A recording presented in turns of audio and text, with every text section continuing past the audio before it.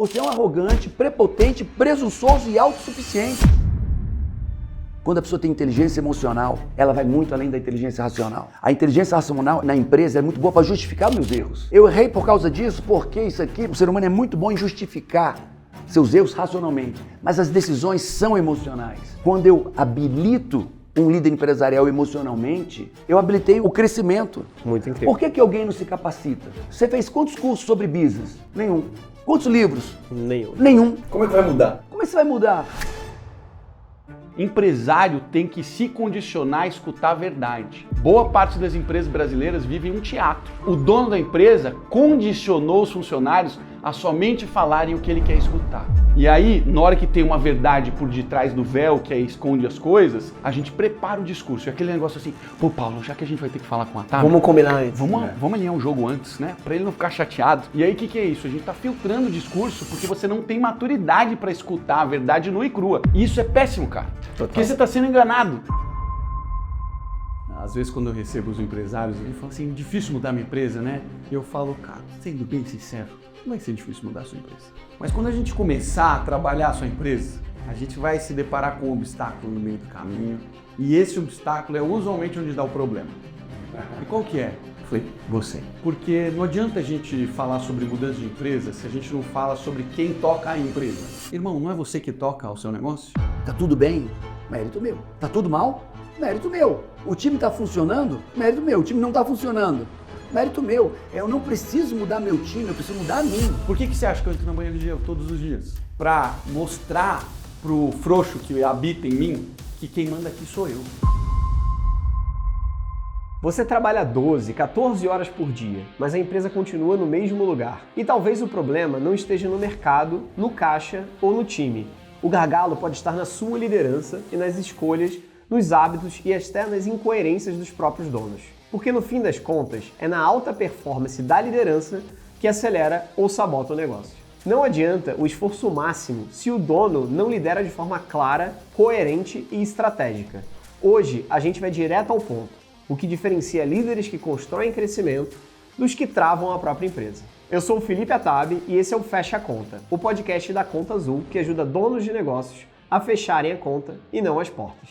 Bora pro episódio.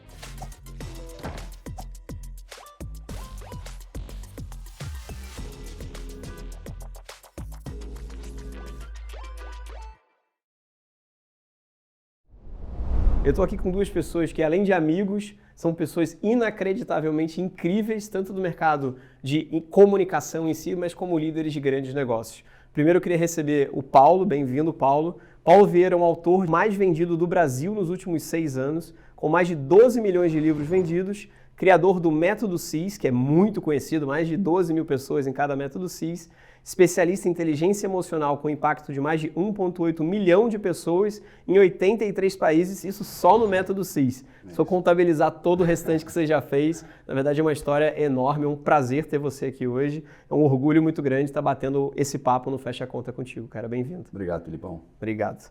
O segundo nome é um grande amigo também, o Marcelo Toledo, empreendedor, fundador do Excepcionais School of Business, mentor de mais de 6 mil empresários e é referência em estruturação de empresas e mentalidade de crescimento sólido.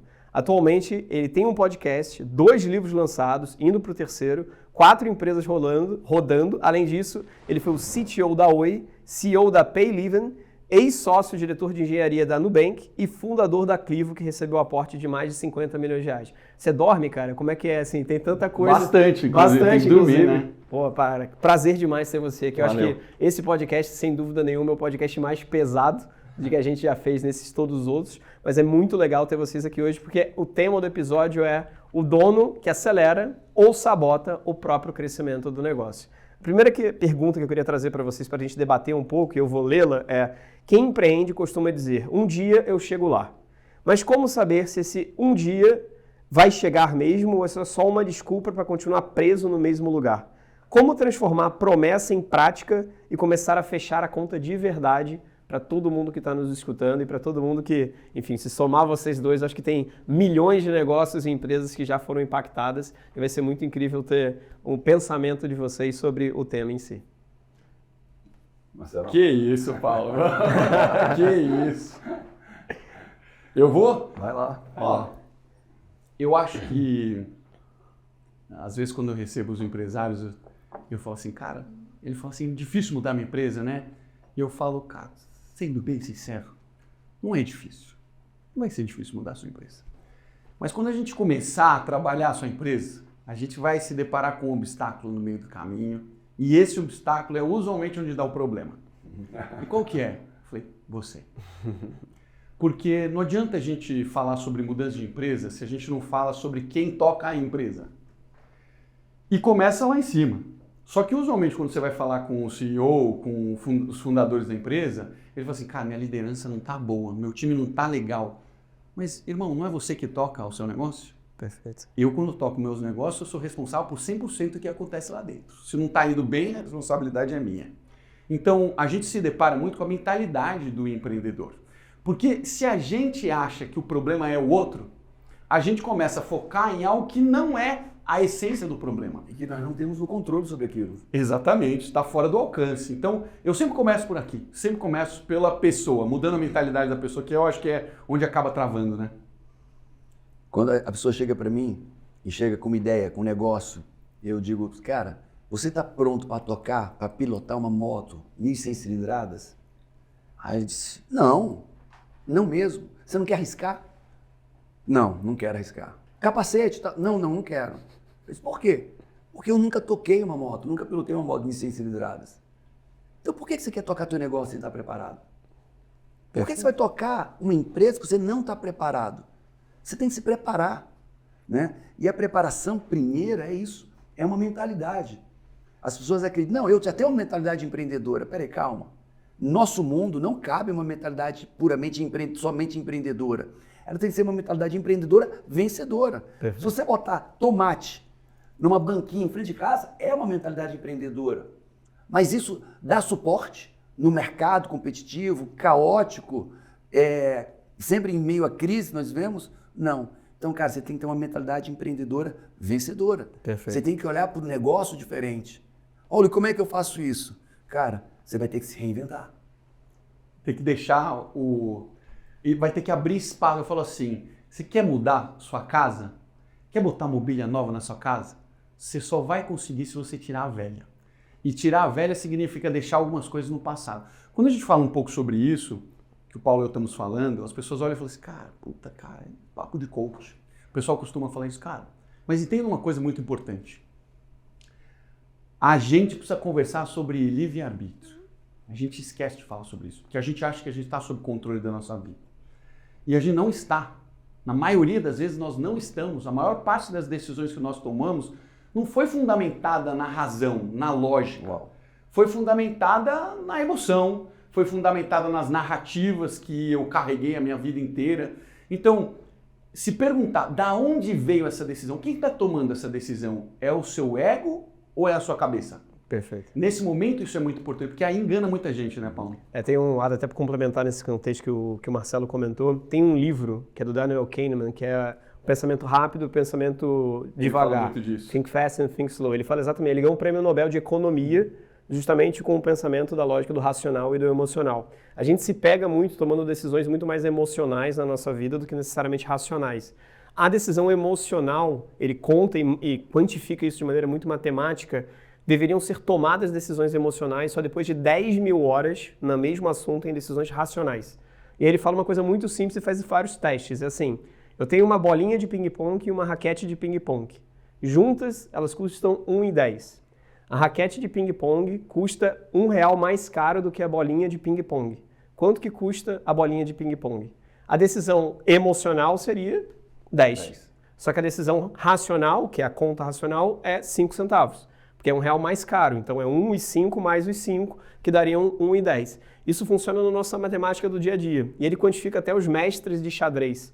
Mestres de xadrez que estão a 20 posições e 20 jogadas à frente, na maioria das vezes, 100% das decisões que eles estão tomando são decisões emocionais e não mais racionais. Porque eles já fazem aquilo tão grande no mercado financeiro o tempo inteiro e aí vai para o emocional. Então, assim, todas as nossas decisões acabam sendo muito emocionais na maioria das vezes, só que o engraçado, quando você vai só para a racionalidade, tem uma doença da racionalidade que é Tem acidentes de carro, etc., que mudam um pouco da lógica e, de repente, você perde a emoção de tomada de decisão na maioria das vezes. Esse se torna uma pessoa diferente e é um CID específico de uma doença dentro da medicina.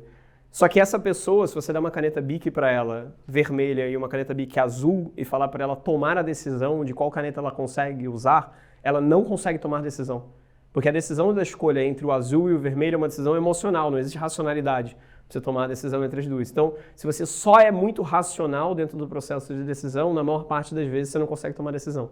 Só que a decisão mais coerente, ela é racional, desde que você seja um expert dentro do assunto. As verdades são verdades, né? Mas existem verdades paralelas, tá? Meus clientes, eles dobram, triplicam, quadriplicam, quintuplicam, e é absurdo. Quantos anos de empresa já, Paulo? Eu? Só 26 anos. 26 anos e essa mesma lógica há 26 anos. Isso que é o mais impressionante. Não, eu dobrei. Nos 10, quando a minha esposa entrou como minha sócia, eu dobrei o faturamento ano após ano, de 300 mil para 300 milhões. Uau. Dobrando todo ano, e tinha ano que a gente segurava o crescimento. Porque a gente não conseguia dar guarida tanta ao que nós não conhecíamos. Claro. Mas vou trazer uma questão paralela. O cara sabe que e depois de entrar isso para dentro da empresa, eu não deveria fumar, mas fuma. E não consegue evitar. Sei que não devia beber tanto, mas bebe. Eu não devia gritar com meu filho, mas grito. Racionalmente eu sei o que fazer. Normalmente eu sei fazer. Mas na prática eu não consigo não deixar de fazer. Né? O apóstolo Paulo ele fala assim, o que eu faço é o que eu não queria fazer. E o que eu não faço é o que eu deveria fazer. Perfeito. Esse é o dilema humano, a luta entre razão e emoção. Só que, se nós olharmos os novos empreendedores, grandes empreendedores de primeira geração, eles não têm uma fundamentação de 10 mil horas. Perfeito. Racional. Eles não tiveram um embasamento cognitivo racional. Como é que... Eu tenho um amigo, seu Pedro, de origem humilde, farmácia São João, no sul do Brasil, acho que é o terceiro grupo de farmácias, 23 mil funcionários, 7 bi de faturamento, não gosta de participar de reunião de conselho. Perfeito. É um gênio. É um gênio. Olha, o que acontece? Ele tem uma forma de sentir, uma emoção, o modelo emocional dele toma ótimas decisões. E é onde eu entro, agora eu vou defender aqui meu peixe. Quando a pessoa tem inteligência emocional, ela vai muito além da inteligência racional.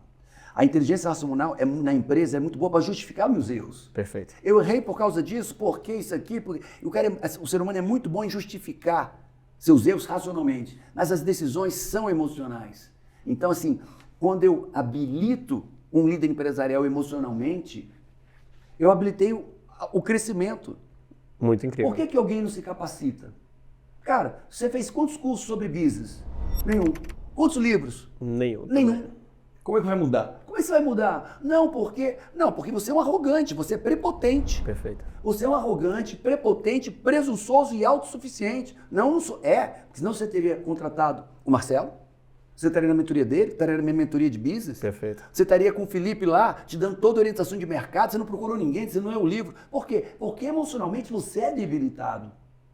E na debilidade emocional, más escolhas. Se eu habilito a pessoa emocionalmente, é o que nós fazemos, tanto no método CIS, em performance, quanto nas nossas empresas, né? As pessoas, cara...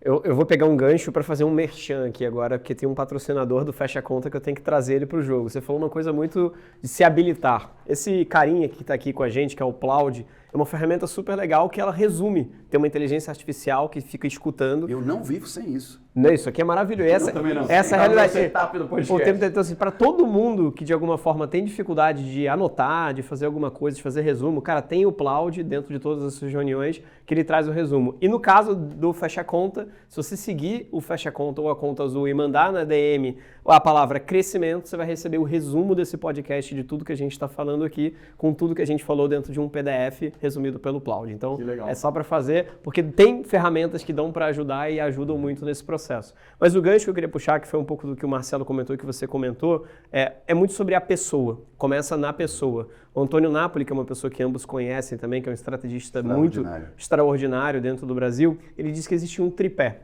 Esse tripé todo negócio tem o TAM, que é o tamanho do mercado endereçável que ele está atuando. Na ponta esquerda existe os competidores, a dinâmica de mercado competitiva que existe ali dentro. E na ponta direita existe a cultura da empresa. Será uma cultura mais de produto, de vendas, entre outras coisas. Mas no meio disso tudo é a ambição do empreendedor. Se a ambição do empreendedor, a vontade do empreendedor não existe ou não está organizada da maneira correta, não existe tamanho de mercado, não existe cultura, não existe competição que vai fazer o negócio acontecer. Então, essa formação, como é que você tem a ambição se você não tem os 10 mil horas? O exemplo que você trouxe da pessoa que tem uma farmácia, uma rede de farmácias de 7 bi, veio interno dele. Veio quase nato, assim, uma coisa muito legal e você começa a treinar. De que forma vocês dois fazem isso para ajudando os empresários e empreendedores que vocês têm dentro dos negócios?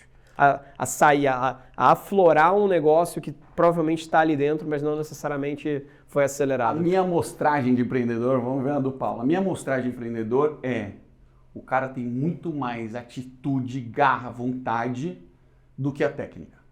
Então, a empresa dele usualmente nasce de força bruta, de ir lá e de força de vontade, de trabalhar 18 horas por dia. Perfeito. Só que chega um determinado momento que ele é obrigado a montar time, né? É obrigado a contratar gente, é obrigado a trazer um líder, é obrigado a fazer coisas que se fazem. Ele não sabe direito por quê, não sabe onde coloca, qual o nome que dá, mas ele vai fazendo.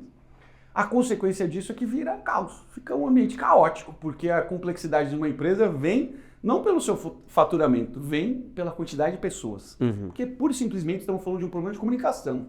Por que a gente cria indicador, por que a gente cria processo? Tudo é para resolver problema de comunicação. Só que ele não entende isso. E aí quando chega exatamente no ponto que a gente fala, que precisa destravar a cabeça dele, ele tenta de tudo menos o que é necessário. Só que aí tem um elemento fundamental nessa história. Porque não é que ele não tenta resolver, ele tenta do jeito dele. Só que ele vai lá e muda um pilar. Na hora que ele muda um pilar, não acontece nada. Ele chega no time e fala, time, por que a gente está atrasando? Por que a gente não está entregando? Por que está acontecendo o que está acontecendo? Usualmente a resposta do time é, cara, estamos sobrecarregados. Estamos fazendo muita coisa acontecendo. Aí ele fala, então é esse o problema? Vamos contratar mais gente. Aí ele contrata mais gente. O que acontece? Nada. Mais caos. Mais caos. Aí ele fala, cara, o que está acontecendo? Eu estou tentando fazer de tudo aqui para arrumar minha empresa e não consigo. E qual que é o pilar central que começa a dar visibilidade disso? É a bússola do empreendedor. A bússola do empreendedor é o dado. Só que quando a gente fala de dado, a gente acha que é aquele dashboard bonito que a gente coloca no PowerPoint e que... Cara, não é isso. A gente só precisa monitorar o trabalho das pessoas para a gente tomar consciência do que a gente está fazendo de mudança e onde que está afetando. A gente acaba esquecendo, Atabi, que tudo que a gente faz dentro da empresa só afeta 2 indicadores. Só. Se você está fazendo alguma coisa ou está afetando o top line, que é a receita, ou você está mexendo na margem. Acabou, não é outra coisa. Então, a gente tem que mudar a mentalidade do empreendedor, por quê? Irmão, você tem um financeiro estruturado? Não, não tenho. Então, se você mexer uma variável, como é que você sabe se vai afetar o indicador? E isso eu estou falando lá em cima, porque é o DRE, é macro. Eu quero lá embaixo. Eu quero fazer um refino e entender que o processo ficou mais eficiente. Eu quero entender na camada operacional que ali teve eficiência. Porque quando a gente está no DRE, a gente está no estratégico. É 10 mil pés de altura. Então você percebe, o empreendedor, ele não tem o dado nem na operação, nem na estratégia.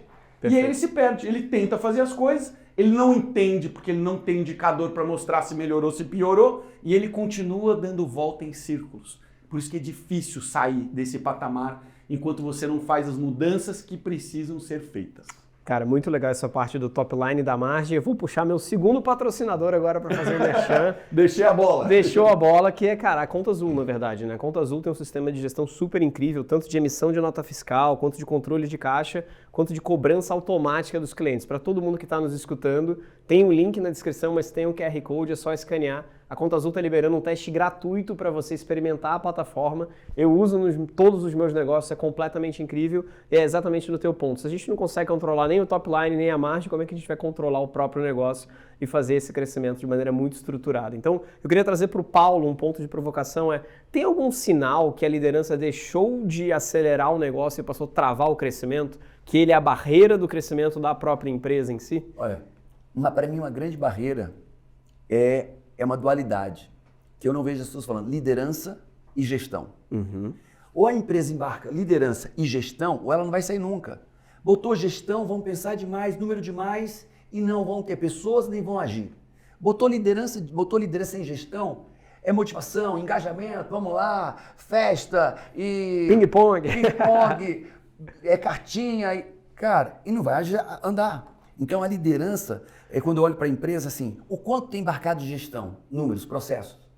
Quanto tem embarcado de liderança, pessoas que entendem de gente, pessoas que lideram internamente e externamente, pessoas que aglutinam, pessoas que trazem, pessoas que entendem de pessoas, né? Montar um time de alta performance. Então, é muito falho nosso mercado em processos que entendem a importância de liderança e gestão. Tá? Então, a liderança é inteligência emocional. A gestão é uma inteligência de números. Racional, muito Racional mais, e cognitiva. Se eu não tiver emoção e razão, inteligência emocional e a inteligência dos números, essa empresa não vai sair. Maravilhoso. Né? Não vai tomar as decisões certas. Mas aí eu pego na inteligência emocional, uma coisa que ninguém fala. Para mim, todo obstáculo não é cognitivo. Né? Senão não teríamos pessoas que não têm estudo, não têm preparo, tão bem-sucedidas. Tão bem-sucedidas, perfeito. É um processo emocional.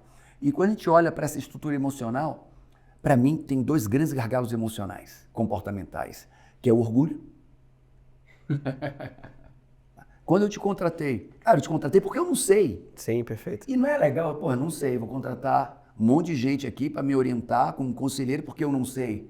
O cara vai ter que exercitar humildade, Claro. é um processo emocional. Claro. Então, orgulho, humildade no empresário é muito forte. E a outra coisa é escassez.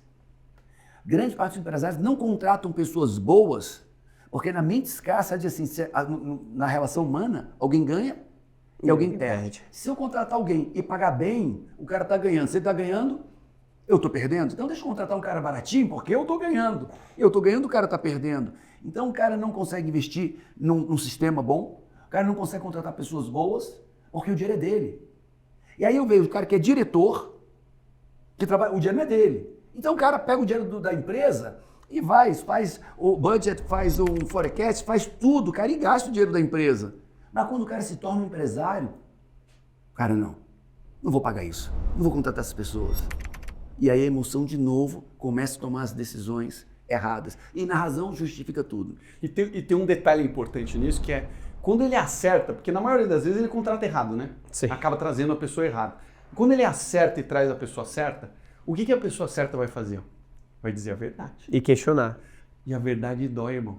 A verdade dói. Porque vai tocar nele. Porque o problema usualmente vai ser ele.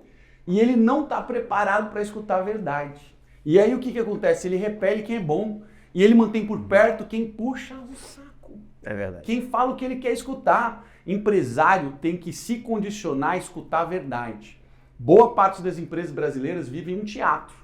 Porque o dono da empresa condicionou os funcionários a somente falarem o que ele quer escutar. E aí, na hora que tem uma verdade por detrás do véu que esconde as coisas, a gente prepara o discurso. É aquele negócio assim, pô, Paulo, já que a gente vai ter que falar com a Tata, Vamos combinar antes. vamos alinhar o jogo antes, né? Pra ele não ficar chateado. E aí, o que é isso? A gente tá filtrando o discurso porque você não tem maturidade para escutar a verdade nua e crua. E isso é péssimo, cara. Porque você tá sendo enganado. Não. Você é o dono da empresa e está sendo Não é enganado. um status emocional, uma conduta emocional hábil para escutar. Emoção de novo.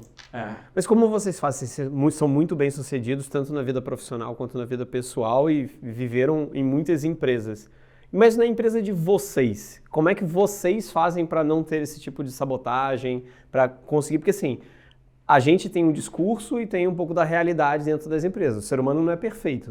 A gente entende muitas das coisas que a gente faz, mas muitas vezes a gente não consegue aplicar no próprio dia a dia. Vocês são donos de vários negócios, enfim, com negócios de muito sucesso. Como vocês fazem isso nos próprios negócios? Porque a gente erra. Eu, por exemplo, tenho 6 negócios, eu sou muito bom para dar dicas para outras pessoas, advisor, conselho, e nos meus próprios negócios é mais difícil. Dói muito mais no calo, é mais Porque difícil. agora a emoção está aqui. Tá na sandália da humildade fazendo. Então, como os donos de negócio, como vocês fazem no de vocês para... O que é a crença limitante? O que é o como? Como é que Paulo ajuda? Ele pega todo mundo, bota no método CIS e está resolvido. Eu faço um processo, por exemplo, meu sócio. Muito competente, muito bom. mas a parte emocional ainda faltava um pouco. Bom de números ele. Bom de números, bom de gestão, mas em muitos momentos dava desculpa, em muitos momentos se enganava. Cara, eu fiz um trabalho terapêutico com ele. Eu faço terapia mesmo. Manda pra vocês. Manda primeiro. Vai tomar uma porrada, dá menos trabalho, né? Mas eu preparo as pessoas que estão do meu lado e no dia a dia eu tô o tempo inteiro, nos momentos certos, falando, irmão, você percebeu que o que você está falando aqui não é um fato? Vou dar um exemplo clássico. A gente estava voando. E aí eu falei assim, cara, achei a meta baixa. Acho que a gente tem que subir a barra da meta. Ele, não, cara, eu acho que a gente tem que ir um pouquinho mais devagar, porque a gente precisa arrumar melhor a casa. Porque a área tal, a área B, a área C, a área D. Terminei de escutar o que ele tinha para falar. Eu falei, irmão, me diz uma coisa. Me mostra um indicador de que a gente está com um ambiente caótico. Aí ele olhou para mim e falou assim, não tem, tá tudo indo bem. Ele falou, então a gente precisa puxar a barra para cima. Percebe? Era ele se enganando. Cara, não tem... Medos. Medo, não tem nenhum indicador que está mostrando pra gente que a gente não tem que pisar no acelerador. Vamos pisar no acelerador. Isso é um exemplo. Eu passo o dia inteiro assim.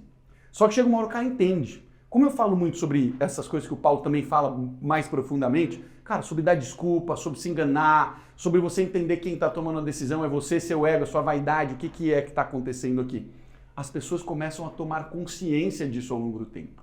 E eu treino ele para detectar nos outros, porque não adianta só funcionar em mim e nele. Tem que funcionar em todo mundo na empresa. Tem que ser a cultura da empresa. E cultura é hábito. Mas a dúvida é, quem está puxando a sua barra? Quem está puxando a minha barra? Eu sou o cara que mais me puxa a barra o tempo inteiro, cara. Por que você acha que eu entro na banheira de gelo todos os dias? Porque eu tô lá para mostrar pro frouxo que habita em mim que quem manda aqui sou eu. Eu tô o tempo inteiro, cara, provocando meu time falando assim, tá todo mundo concordando demais comigo. Se tá todo mundo concordando demais comigo, cara, tem alguma coisa errada aqui. Eu tenho que garantir que o time me provoque. Eu preparo, eu falo assim, cara, eu vou te enganar. Eu vou te colocar numa posição para você concordar comigo, porque eu tenho opinião forte, eu sou persuasivo e eu vou vencer. Não permita que isso aconteça. Eu treino as pessoas e as pessoas batem de frente comigo. E na hora que bate de frente comigo, eu faço o que eu preciso fazer. Eu paro, eu respiro, eu deixo a poeira baixar para eu poder tomar a decisão racional. Isso precisa ser rotina, cara. A posição do empresário que chega no topo, eu digo assim, o rico, ele tem uma vantagem gigantesca. Ele tem, uma desvantagem gigantesca. Porque tudo que está ao redor dele é para agradar a ele. Quem é pobre, quem ainda está pobre, cara, ele tem a indignação e a fúria de querer sair daquilo ali, não aceitar a situação dele. Só que todo mundo diz a verdade para ele. E pobre pode ser não necessariamente monetário, pode ser escassez. Você Exatamente. pode criar a sua própria escassez o tempo inteiro para te tirar cara, da zona. Treinamento de mentalidade, cara. Treinamento de mentalidade. Eu tenho vários exemplos, eu imagino que quem está ao lado do Paulo, que trabalha com ele, cara, que deve ter chegado com uma cabeça extremamente limitada E depois expandiu. destravou e prosperou na vida, né? Acho que o Paulo é a melhor pessoa para falar isso. Ele detém, enfim, uma empresa... Cara, eu vou fazer meia culpa, Tá. tá? Eu tô à frente, eu voltei a ser CEO da minha Boa. empresa há 10 meses. Você ficou quanto tempo? Qual o sem? tamanho da empresa hoje em termos de funcionários? Nós temos 400 pessoas na sede Caramba, e 1.200 no total. que legal. Mas respondendo a mim, como CEO, 400 pessoas. E quando eu retomei minha empresa 10 meses, não era a minha cara. Não era a minha cultura. A cultura tinha mudado. Não era o meu jeito. Então, eu não sou insatisfeito. Eu sou inconformado. Eu quero mais. Ah, tá 10, por que não 20? E essa é a cabeça do empresário. O empresário fundador, cara, ele é destemido, ele é ousado, ele é impaciente. É o perfil comportamental de um fundador, é corajoso, ousado, destemido, dominante, ambicioso, né? Rigoroso. Então, eu e minha esposa somos assim. Então, quando eu peguei aquilo ali, disse, cara, e você acompanhou, Sim. tá tudo errado. E agora, primeiro passo, por onde é que eu começo uma empresa? Cara, uma visão estratégica de RH. Primeira pessoa que eu contratei, primeiro que eu demiti, primeiro que eu contratei, RH. Eu preciso de um RH muito bom do meu lado, gente, para refazer isso aqui. E aí, contratei você e junto com outras pessoas, nós estamos desenhando um organograma. do organograma do que eu precisava para entregar um bi, que eu quero faltar uns 428 milhões ano passado, eu quero um bi. Qual é o organograma que eu preciso para chegar lá? Então, estou montando um organograma de um bi, né? A função e o job description de cada função. Pô, mas as pessoas vinham para mim com as barbaridades. Cara, eu falo uma vez, falava 2, 3, cara, na quarta, eu disse, cara, não vira. E aí, eu tinha um problema, e esse é o problema de muitos empreendedores. Paternalismo. Perfeito. Paizão. Então, para não demitir a pessoa, eu falava uma na boa, 2 na boa, 3 mais severo, 4 com impaciência, 5 eu já batia na mesa. Tá entendendo? E tentando salvar a pessoa. De olhar para o organograma dessa pessoa da distância, mas eu quero salvar, isso é emocional. Querer ser amado, querer ser querido, tá entendendo? Ser paizão, isso é emocional. E aí eu decidi, cara, vamos fazer o seguinte, deixa eu me curar mais, eu não vou mais salvar ninguém. Esse é o organograma, essa é a minha demanda, esses são meus objetivos. Vou falar uma vez, 2, na terceira está demitida. Eu na primeira está demitida. Então, eu parei de me zangar, eu parei de me exaurir a mim e meu time, porque eu estava cobrando deles o que eles não conseguiriam me entregar. Perfeito. Tinham pessoas que não iam entregar aquilo. Eu estava sendo impaciente, só que a minha impaciência estava calando todo mundo, ó. Tá tudo errado, ou muita coisa está errada, na minha perspectiva de muita exigência, e eu estava calando as pessoas. Eu falava, e ele disse, fala. E aí o que você pensa?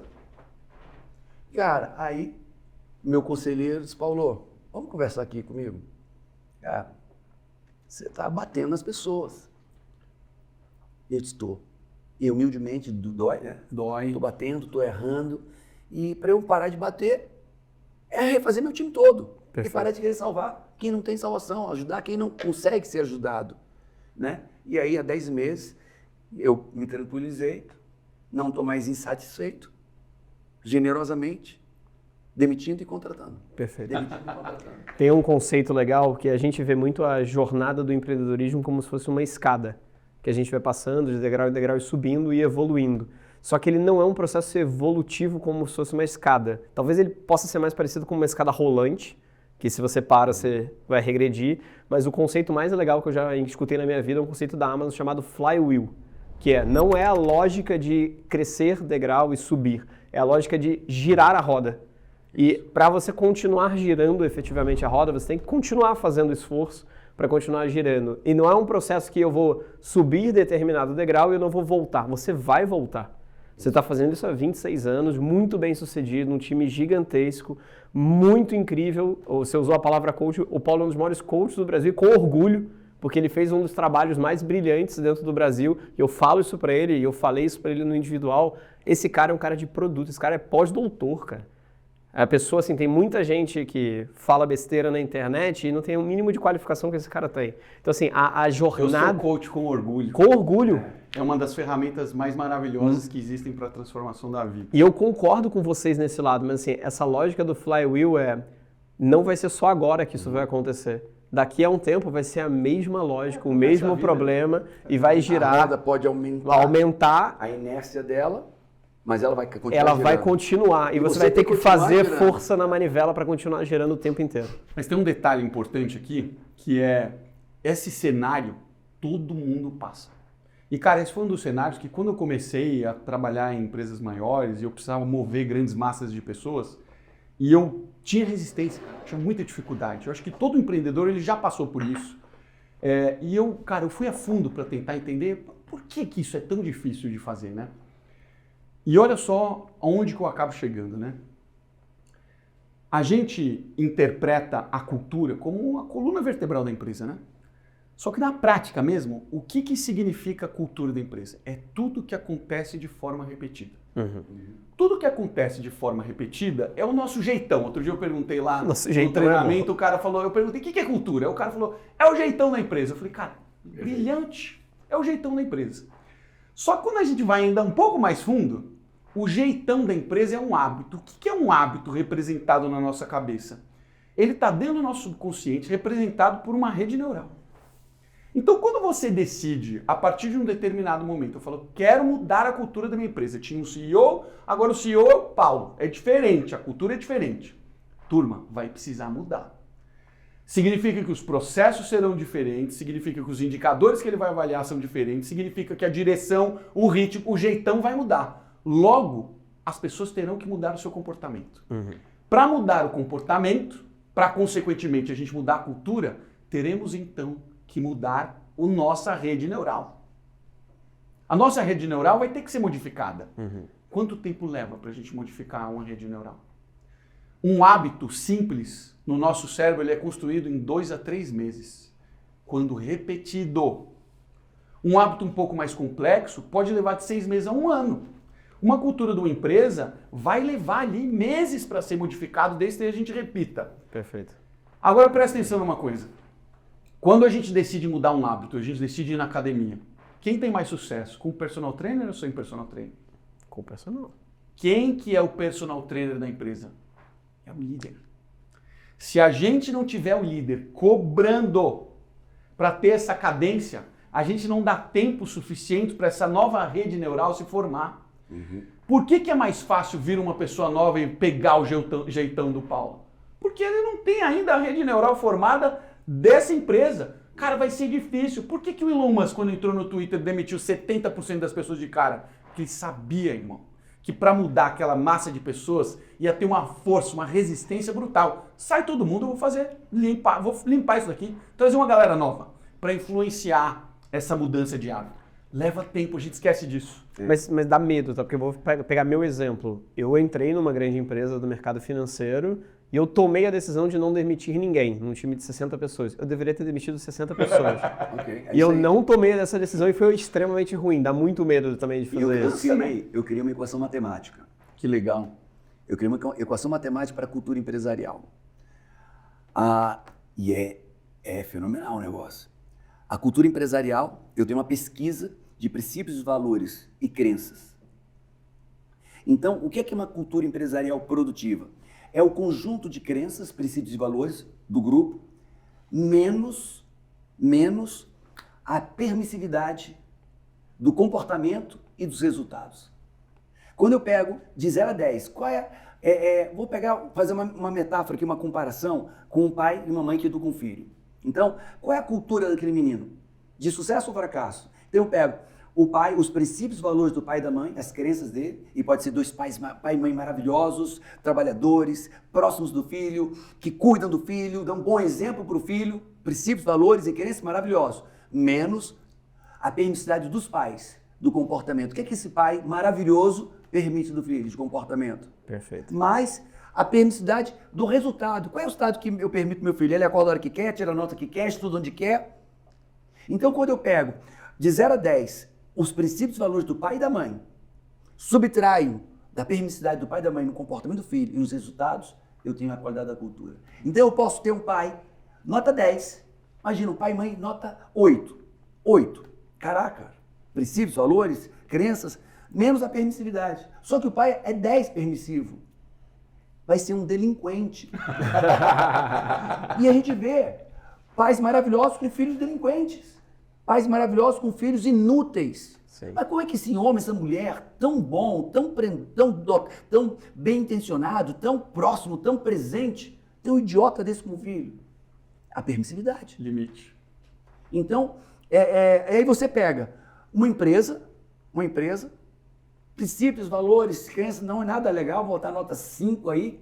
Cara, mas ela exige um comportamento extraordinário e resultados extraordinários. Já está acima da média. Já está acima da média e vai ganhar dinheiro e eu vejo esses líderes. Porque quem manda na empresa não é o líder nem o dono. Quem manda é a cultura. Vamos fazer esse projeto, não acontece. Vamos fazer isso, não acontece. Por quê? Porque a cultura não permite. E por que a cultura é alterada? Por causa da permissividade, do que se permite do comportamento e do resultado. E eu queria essa equação matemática. Paulo, e hoje, depois dessa equação matemática, eu venho testando. O que você entendeu? Quer mudar uma cultura? Isso vai polemizar. Demita rápido os dissonantes.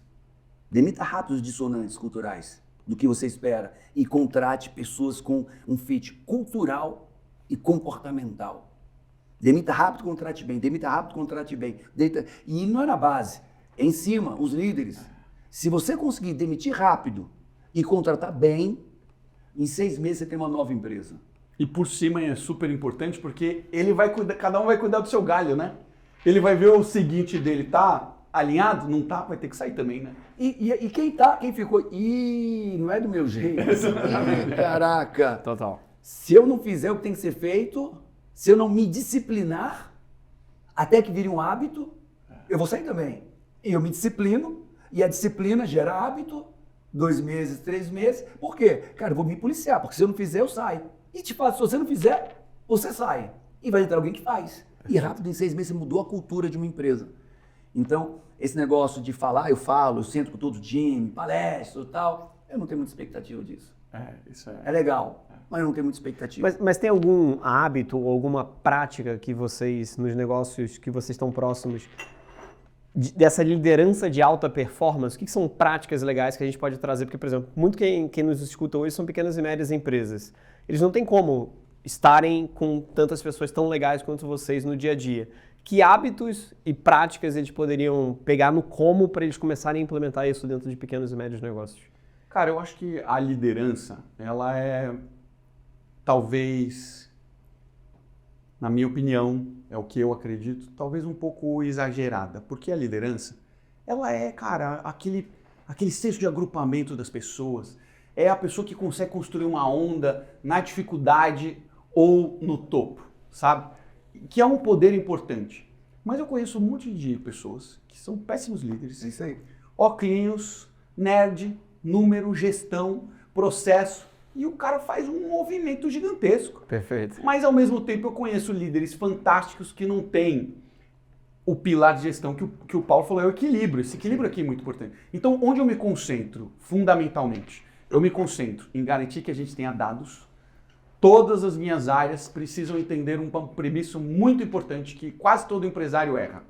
Quando alguém vier falar com você e for te dar um diagnóstico de um problema que você está vivendo, de uma solução que você está trazendo, se pergunte, isso é um fato ou é uma opinião? A maior parte das empresas estão trabalhando com opinião. Por que a gente não entregou a meta? A gente não entregou a meta por causa disso. Aí eu pergunto, isso é um fato ou uma opinião?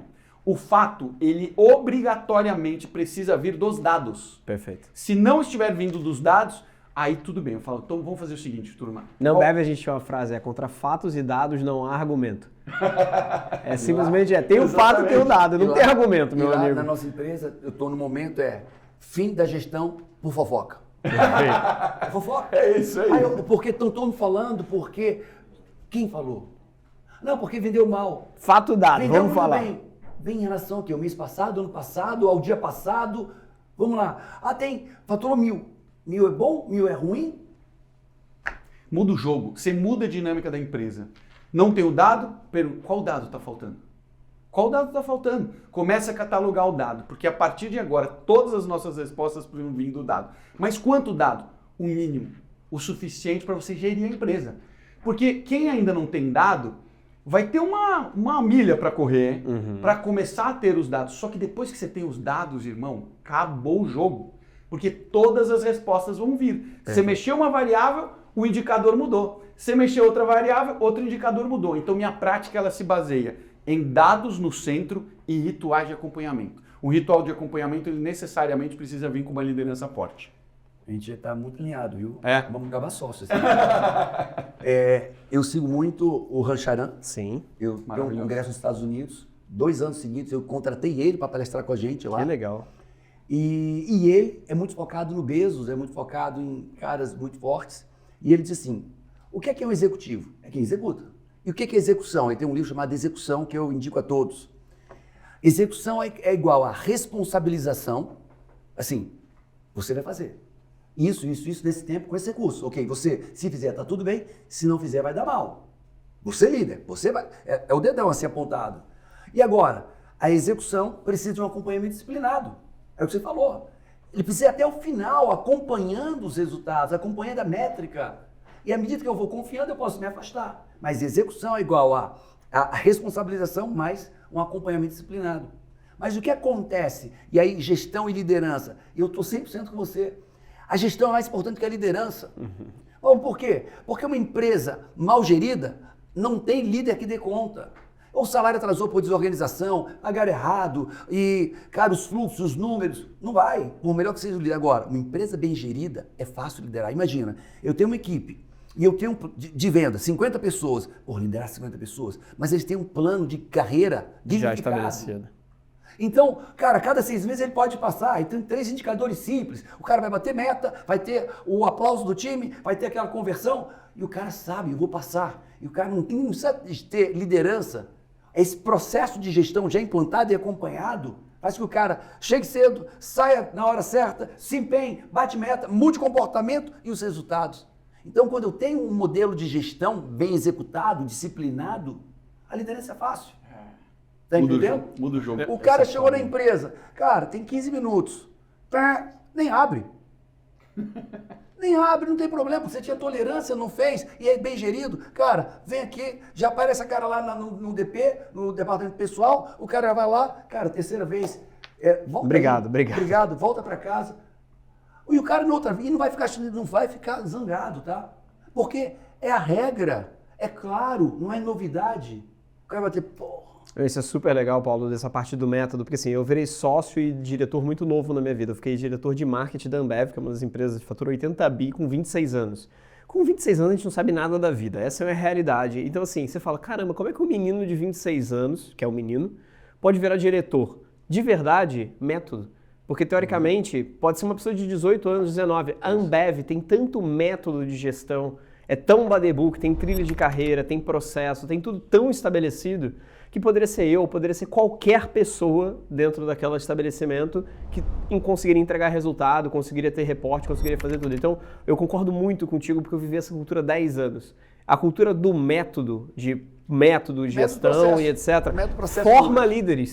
Forma líderes, porque você consegue dar oportunidade para pessoas que não necessariamente estão preparadas para serem líderes naquele momento, mas o método ele é tão forte que automaticamente essa pessoa vai se tornar uma ótima líder, não necessariamente. E eu vivi muito disso, porque eu tive a oportunidade de sair desse método. Ambev, gestão, falconiano e etc. Depois de 10 anos, e eu fui para outras empresas depois. E eu olhava e eu falava, caramba, a nota é muito baixa, galera. A média das pessoas que estão fora, que é uma média muito ruim. Eu brincava que a média da Ambev era 8, 9, a média dos outros lugares que eu passei era a média 4. Real. De método ou de pessoas? De pessoas, de métodos, de tudo, de absolutamente tudo. Aí eu falava, caramba, se pegasse esse método e replicasse em outras empresas, formava-se muitos bons líderes e muitas pessoas incríveis. E a realidade é, Seria mais fácil liderar. Era muito mais fácil liderar quando você tem método do que quando você não tem método. Mas um ponto interessante, Paulo, que você falou é, você tem uma pequena e média empresa. Se você fosse dar uma dica para essa pequena e média empresa, você olha muito para o lado de autorresponsabilização. A pessoa é autorresponsável pelas decisões que elas estão tomando. Eu criei esse termo e eu defini isso. Em 2003, no meu primeiro livro, eu escrevi, não existia o termo autorresponsabilidade, eu defini o termo autorresponsabilidade, e que ele escreveu um livro definindo o que é autorresponsabilidade. Então, assim, eu queria que você provocasse, falasse. A gente sabe porque a gente está com o roteiro aqui e a gente faz. Então, assim, o ponto é, esse termo, eu queria provocar esse termo. Que dicas você daria para pequenos e médios empreendedores seguindo esse autorresponsabilidade? Cara, é uma doutrina de vida. Tá tudo bem? Mérito meu. Tá tudo mal? Mérito meu. O time tá funcionando? Mérito meu. O time não tá funcionando? Mérito meu. Eu não preciso mudar meu time, eu preciso mudar a mim. Perfeito. E não mudar a mim, agora talvez seja trocar o time. Mas sou eu que estou no processo. Tá, tô ganhando dinheiro. Ok. Tô perdendo dinheiro. Ok. O que é que eu vou mudar em mim?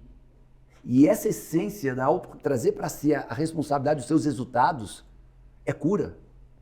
É cura.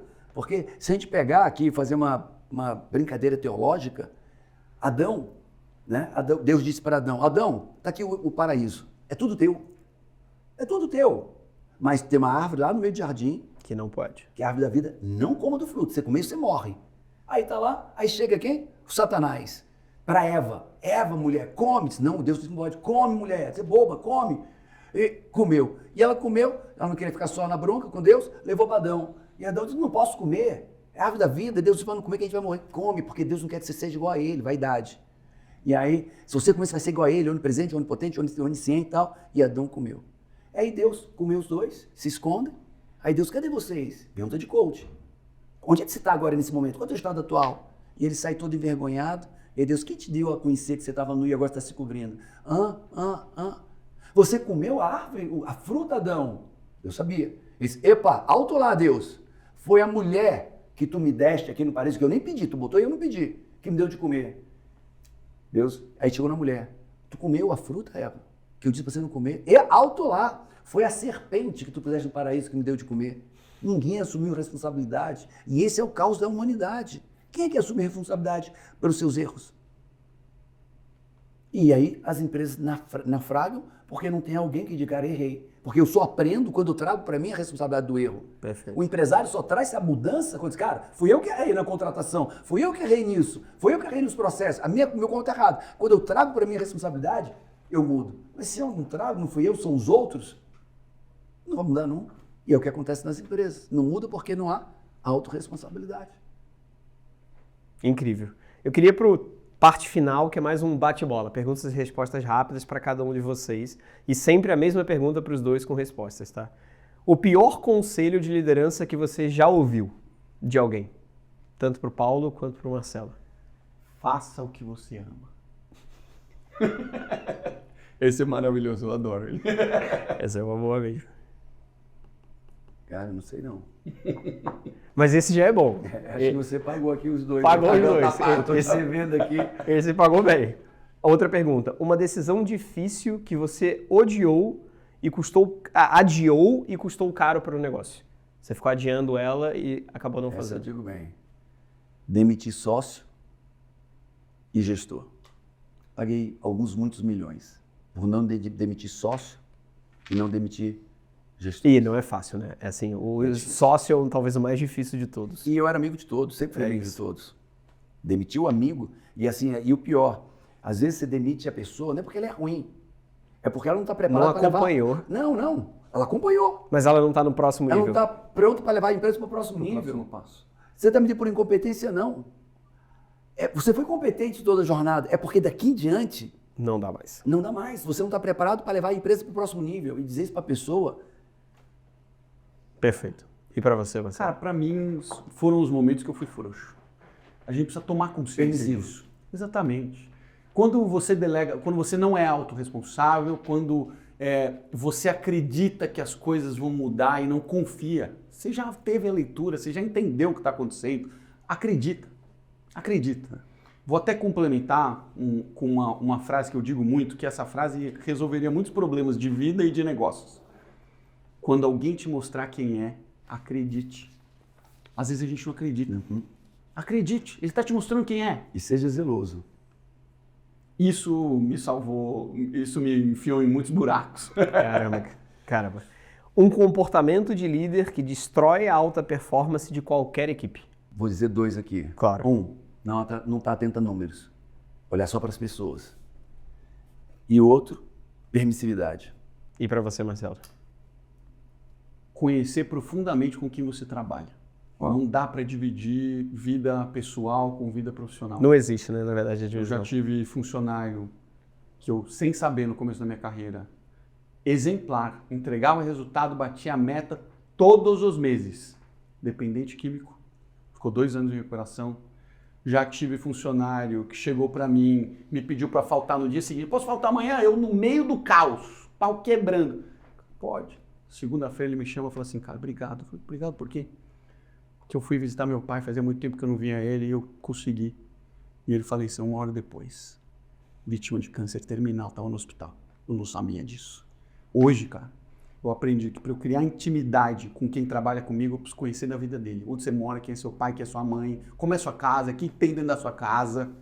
Porque às vezes, a pessoa, eu descobri recente, um funcionário novo meu não tinha geladeira em casa. Como é que eu vou permitir que um funcionário meu não tenha geladeira em casa? Como é que eu vou mudar a mentalidade de uma pessoa sem saber qual que é a realidade dela? Perfeito. Eu tô 10 mil pés de altura, amigo, então eu preciso ir lá para a realidade dele para entender. Tem que mergulhar na vida pessoal. E muitas pessoas criam uma barreira. Não, isso daqui não tem. Não, tem. Mistura bem que você vai ser o melhor líder. Incrível. E a última pergunta é, se vocês fossem indicar uma pessoa para estar num próximo episódio comigo aqui do Fecha a Conta, quem seria essa pessoa que você gostaria de indicar para estar junto com a gente aqui? Bernardo da Stone, que foi quem nos apresentou. Bernardo Carneiro, meu sócio. Incrível. Rapaz, tem tanta gente boa. É difícil essa pergunta, mas... É. Olha, o Napoli já veio aqui? Já veio. O Napoli para mim quando fala de estratégia, ele é diferente. Ele é diferente. A Priscila já sentou aqui? Já sentou também. Eu tô batendo figura carinhada. Então, cara, pronto, tem um cara que eu gosto muito, 2 caras.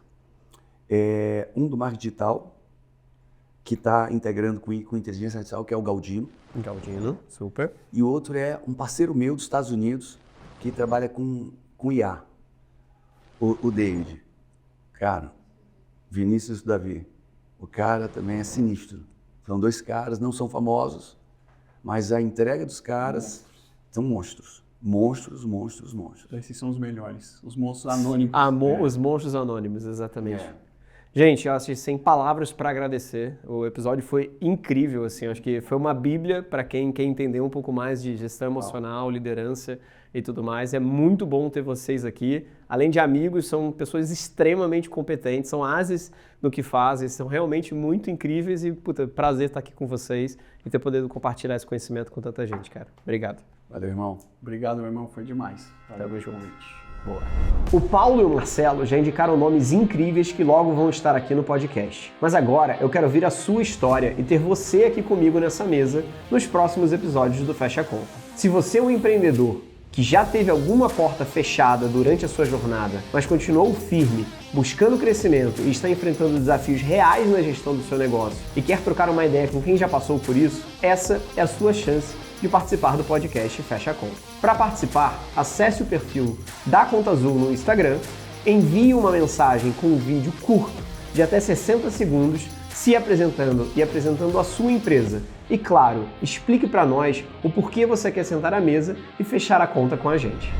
E para você que chegou até esse minuto do nosso podcast, siga agora mesmo o Fecha a Conta aqui no Spotify. Ativa o sininho e assim sempre que chegar um episódio novo, você receberá um aviso no seu celular. E claro, aproveite para nos avaliar 5 estrelas aqui no Spotify. Para continuar por dentro dos conteúdos, tanto os meus quanto os da Conta Azul, segue a gente lá no Instagram, @contaazul, @Felipe Atado.